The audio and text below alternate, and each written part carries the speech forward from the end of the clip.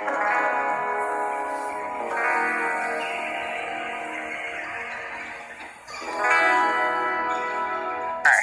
Flat Earth Society finally wrote back, and they said, "Hi, Elon. Thanks for the question.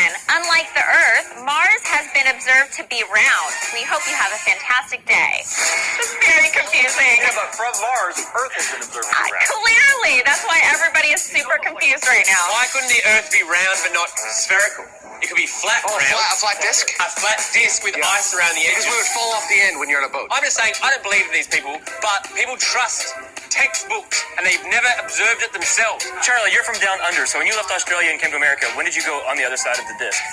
I don't know, it was nighttime. I wasn't looking out the window.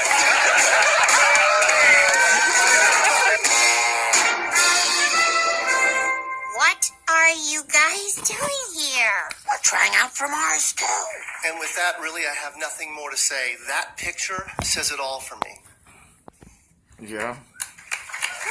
I think that is the best picture of Mars I've ever seen. Fucking douchebag. The money, $2.5 billion. We don't put it in the rover and send it to Mars. We spend it here on Earth. The money, $2.5 billion.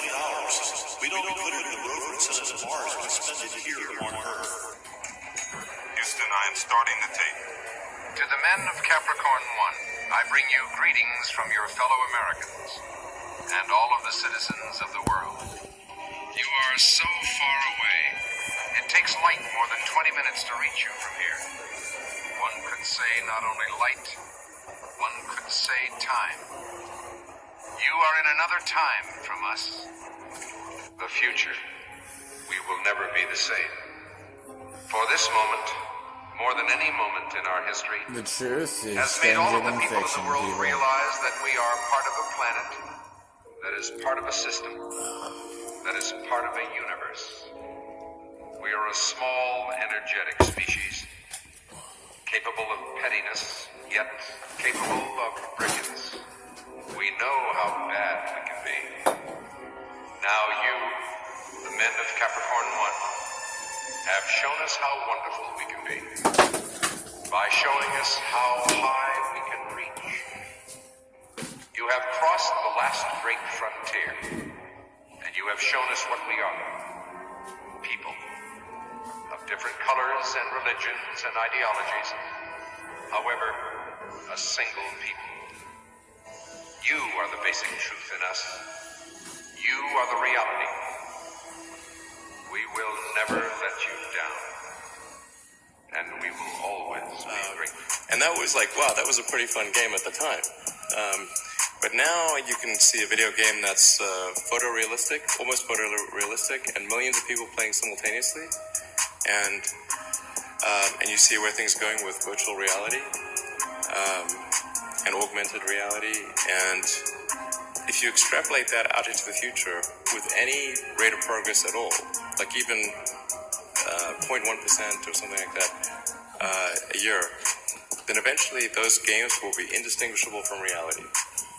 They'll be so realistic, you will not be able to tell the difference between that game and the reality as we know it. Mars One has come under increasing scrutiny because people who sign up to be astronauts, those candidates have spoke out against it. Every scientist has basically spoke out against it, said it's basically a huge marketing scheme. They're never going to get off the ground. They're never going to go to Mars. They're just going to take the money of eager people who have these childhood dreams of going to space, and they're going to shit on their dreams, so to speak. But today, someone has sent me this article. Mars One finalist announces that it's all a scam. Earlier this week, a colonist candidate for the one-way mission to Mars broke his silence and spoke out against the Mars One project, calling the selection progress dangerously flawed. After filling out an application, former NASA researcher Joseph Roche became one of the 100 finalists to live in permanent settlement on Mars.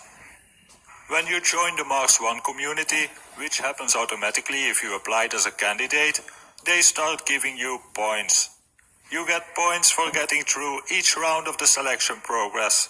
And then the only way to get more points is to buy merchandise from Mars One or to donate money to them.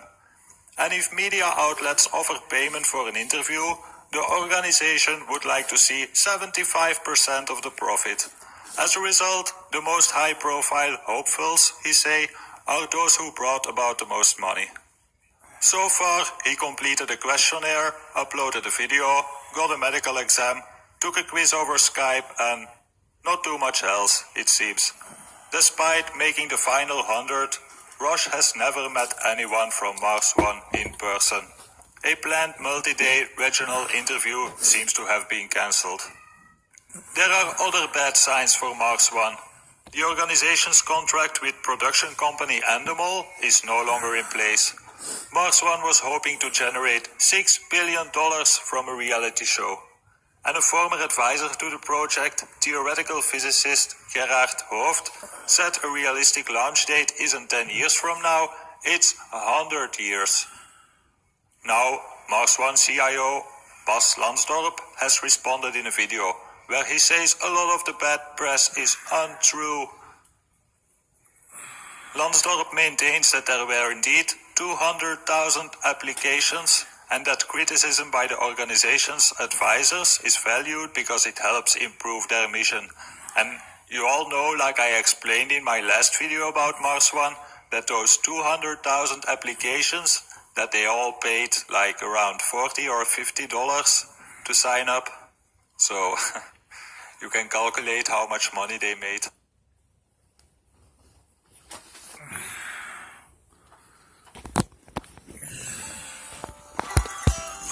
Alright. I'm not fit for the camera.